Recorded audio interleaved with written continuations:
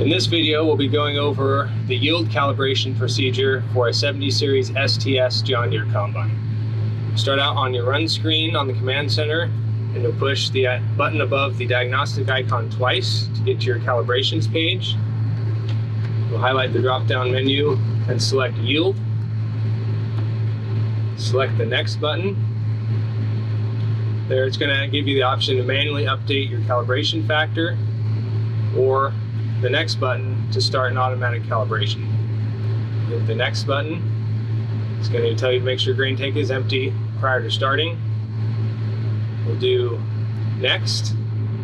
At this point, it will begin harvesting grain, and you'll watch that harvested weight number climb. And then once the calibration has been completed and it will say it's reached enough weight, you'll hit the next button. Then, since we're not actually harvesting, it's saying our yield calibration has failed.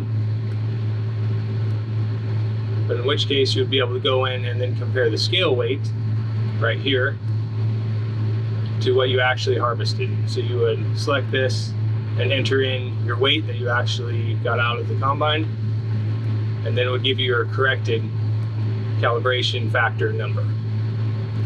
Once you're done there, you'll go back to your home screen, and you'll be good to go.